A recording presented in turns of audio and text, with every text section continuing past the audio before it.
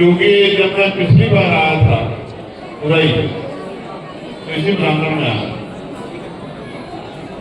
और तब भी दुख का अवसर था और आज भी दुख का अवसर और दोनों ही दुख के अवसर भाई नीरज पटेल जी से जुड़े। पिछली बार में यही प्रांगण है, बहुत सारे ऐसे चेहरे हैं जो उस समय भी थे और आज भी हैं। हम लोग कार्यक्रम के बाद हम लोग जाएंगे और फिर से अपने अपने काम में बिजी हो जाएंगे। लेकिन मेरे वैचारिक भाई नीरज पटेल जी दो बातें जो बहुत इंपॉर्टेंट है ये कि आपको अब पूरी जिंदगी ये यादें सताएं। ये इतना बड़ा कष्ट है कि पिछले 2 साल में दोनों ही अभिभावक माँ भी और पिताजी आपको छोड़ के इस दुनिया से चले गए। ये बहुत बड़ा कष्ट है। कहते हैं जो खोता है उसी को एहसास होता है। मैंने पिता खोए तो मुझे एहसास है कि पिता क्या होता है। बुरी बात यह है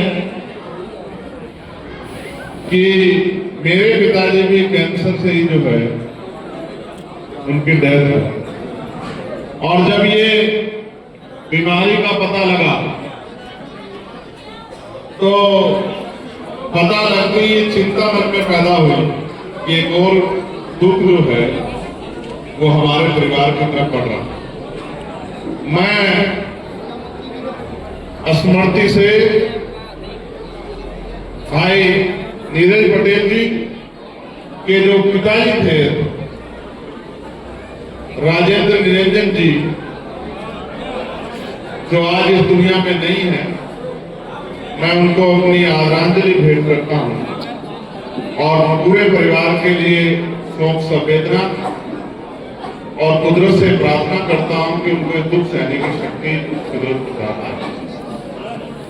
हालांकि नीरज भाई क्योंकि वो बहादुर आदमी है, टीम बदलाव की एक बहादुर टीम है, उन्होंने इस दुख के अवसर को भी लोगों के लिए शुक्ला उनकी परेशानी को खत्म करने का, भविष्य में उनके दुख दर्द को कम करने वाला दिन बना दिया। इसके लिए मैं उनकी सोच को भी बहुत बहुत धन्यवाद देता हूँ।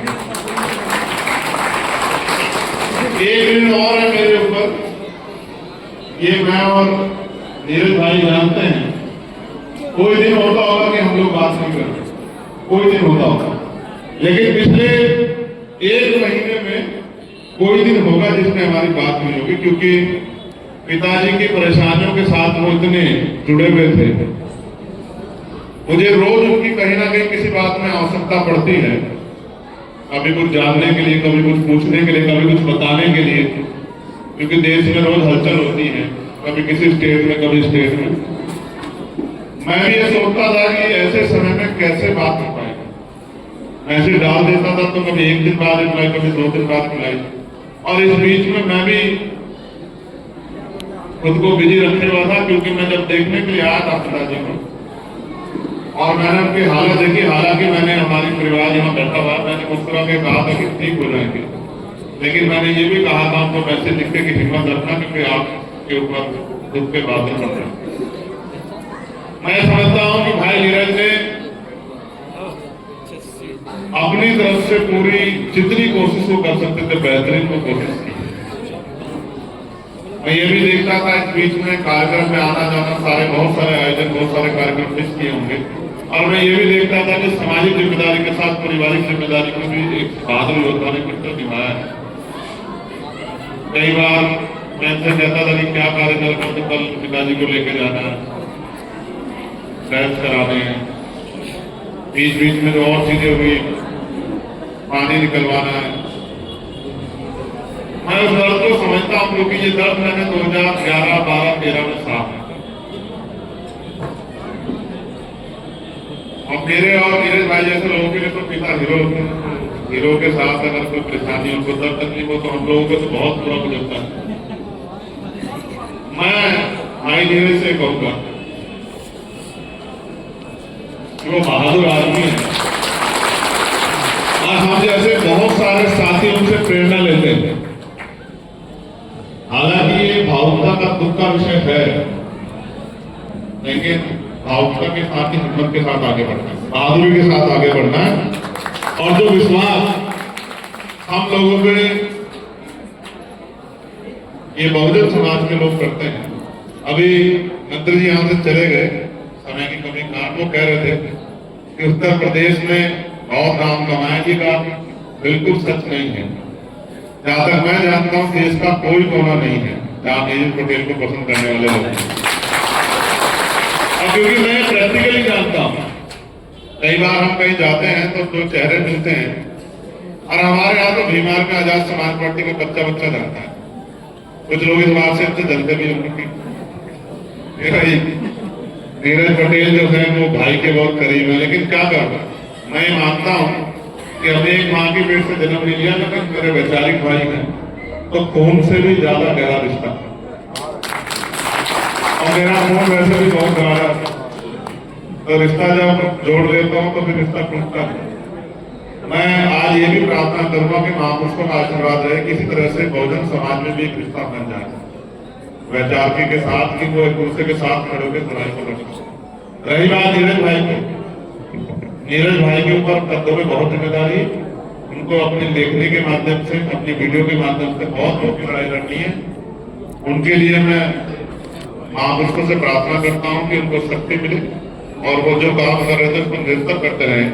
और मेरी बहनें और हमारा परिवार जो सामने बैठा है, चाचा जी, चाची जी, बहनें, भाभी, उन सबके लिए भी मैं प्रार्थना करता हूँ कि महापुरुषों का आशीर्वाद उन पे भी हो, कोई दुख तकलीफ से निकल पाए। ऐसा नहीं कि संजय भाई, एसके सिंह भाई, AK सिंह भाई, ये सब भी और जितने यहाँ लोग बैठे हैं परिवार ही। मैं समझता हूँ कि खून से बड़े रिश्ते ये वैचारिकी के रिश्ते हैं और ये हमने कमाए हैं। हम लोग अगर एक दूसरे से मिले हैं तो वैचारिकी की वजह से मिले, क्योंकि पहली बार जब हम मिले थे, ये साहब मेरा इंटरव्यू करने आए तो मेरे जूते, मेरी घड़ी, मेरे कपड़े बड़े ध्यान से देख रहे थे कि आदमी नकली तो नहीं है। बाद में इन्होंने मुझे जब देख लिया, बाद में मुझे बताया कि यार जब मैं पहली बार आया था आसियाना में, तो मैं देख रहा था कि ये आदमी जो है इतनी तेजी से आगे बढ़ रहा है, तो ये आदमी असली है कोई नकली आदमी। तो खैर टेस्ट होना चाहिए, टेस्ट जरूरी भी है। मैं आखिरी तौर पे आज के इनके काम की सराहना करता हूँ, जो इनकी टीम ने ये डेड बॉडी फ्रिज जो है यहाँ की जनता के नाम समर्पित किया है।